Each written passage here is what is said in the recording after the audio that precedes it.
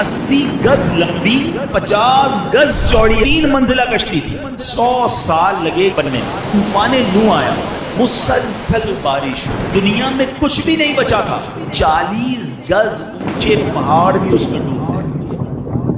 अल्लाह की तरफ से हुक्म दिया गया कि ऐ नूह अब कश्ती तैयार करें।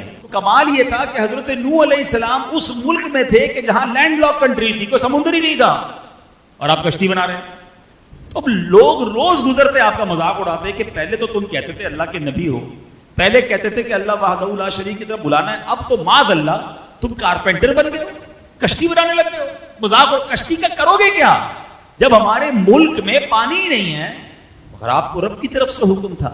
अच्छा, पहले तो आपने उसको बनाने के लिए सागवान के दरख्त उगाए, और वो 100 साल लगे उन दरख्तों को उतना बड़ा होने में कि जितनी लकड़ी की जरूरत थी। 100 ईयर्स तक तो पहले आपने दरख्त उगाया, फिर उसके बाद 80 गज लंबी और 50 गज चौड़ी आपने कश्ती बनाई। अच्छा, कश्ती भी एक दर्जा नहीं था, यानी एक फ्लोर की नहीं थी, वो 3 मंजिला कश्ती थी। आपने उसके 3 दर्जे बनाए, क्योंकि निचले तबके में परिंदे और हशरातुल अर्द, कीड़े मकोड़े जो होते हैं, दरमियानी तबके में यानी फर्स्ट फ्लोर पर चौपाए, और फिर ऊपर सेकंड फ्लोर पर मोमिनीन और खुद हजरत नूह अलैहिस्सलाम ने अपने लिए और मोमिनीन के लिए जगह बनाई। यानी 3 फ्लोर की ये कश्ती तैयार की गई। 100 साल लगे ये तारीखी कश्ती को बनने में। इस तनूर से जब पानी निकले ना, तो आप समझ जाना कि अब तूफान आने वाला है। दिस इज इंडिकेशन, और ये कुरान में मौजूद है।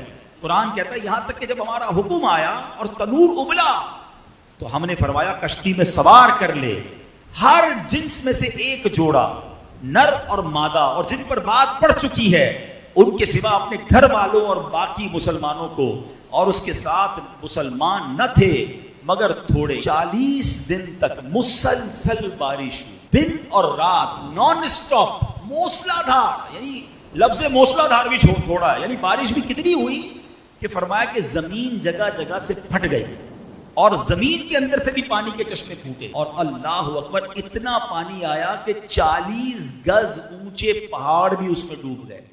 यानी दूसरे लफ्जों में दुनिया में कुछ भी नहीं बचा था, पूरी दुनिया में पानी था और बड़े बड़े पहाड़ भी डूब गए थे। अब एक कश्ती थी जिसमें 80 मोमिनीन थे, और जानवरों का, परिंदों का, चरिंद का, दरिंदों का, हशरातुल अर्द का एक एक जोड़ा था। ठीक है, ये अल्लाह की शान थी।